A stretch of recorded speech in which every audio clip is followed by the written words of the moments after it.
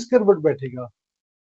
देखिए उस्मान भाई, खौफनाक बात यह है कि इस वक्त इमरान खान और उनकी जमात, उनका रियासत में कोई स्टेक है सच नहीं है। सच बात यह है, यानी अगर आप दीगर जमातें इस अंदाज का कोई इकदाम उठाती थी तो एक चीज ख्याल रखी जाती थी कि ना हो कि मुल्क में मार्शल लॉ लग जाए, लेकिन ये जमात है वो कहेगी तो लग जाता है तो लग जाए, हमें क्या फर्क पड़ता है।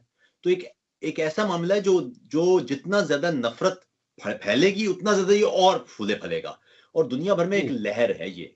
आप देखेंगे अभी हाल ही में अमेरिका में जो इंतखाबात हुए हैं उसमें भी ये लहर देखी हमने। भारत में जो मोदी और बीजेपी का एक पूरा एक जो जोड़ था उसमें भी हमने ये लहर देखी। दुनिया भर में ये लहर चल रही है अवामियत पसंदी की, और इसकी वजह यह है कि लिबरल डेमोक्रेटिक मॉडल में जो खामियां थी, खराबियां थी, उसमें लोग मायूस थे और उस मायूसी को इस अवामियत पसंदी के लोगों ने उसको फिल किया है।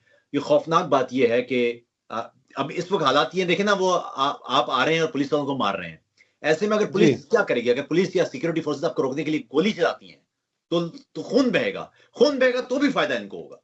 तो अब हालात ये कि आप हालांकि 10,000 लोग हैं या 20,000 लोग होंगे, आप बताइए कि क्या 25 करोड़ के मुल्क का फैसला ये 10-20,000 लोग कर सकते हैं। इससे पहले लोग भी इस्लामाबाद में आते रहे हैं। आपको याद होगा बिलावल भुट्टो भी आए हैं, आपको याद होगा नून लीग वाले भी इस्लामाबाद में मार्च करते रहे हैं, इससे पहले कादरी भी मार्च करते हैं। लेकिन एक खास हद थी कि वो ये कि आपने जो रियासत के बुनियादी रेड लाइन है वो क्रॉस नहीं करनी। आपने जाके जो जो पार्लियामान की इमारतें हैं या जो जो मुल्क के दीगर इदारे हैं उन पर हमले नहीं करने, तो वो भी अब नहीं रहा है। अब मामला ये कि आप कहीं भी अब आप आ रहे हैं, आप ये कह रहे हैं हमारा पुरअमन एहतजाज हमारा हक है।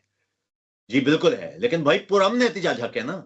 आप पुरअमन एहतजाज का नारा लगा रहे हैं और आप लोगों को मार रहे हैं, आप चीजें तोड़ते जा रहे हैं। और आप ऐसे में मुझे नहीं मालूम कि क्या किया जा सकता है, क्योंकि एक रियासत ने, रियासती इदारों ने वो जो पार्टी थी पीपल्स पार्टी और नून लीग, उनको तोड़ने के लिए एक ऐसी बला बना दी है जिसने नफरत का एक ऐसा पूरा माहौल पैदा कर दिया है कि उसमें और नफरत पैदा होगी। अब मजबूरी है दूसरी पार्टियों की मजबूरी है कि इसको टैकल करने के लिए वो इन जैसी जुबान इस्तेमाल कर रहे हैं, इन जैसी नफरत इस्तेमाल कर रहे हैं। लेकिन मुसीबत ये है कि जब आप नफरत इस्तेमाल करेंगे उसका फायदा भी इनको ही होगा।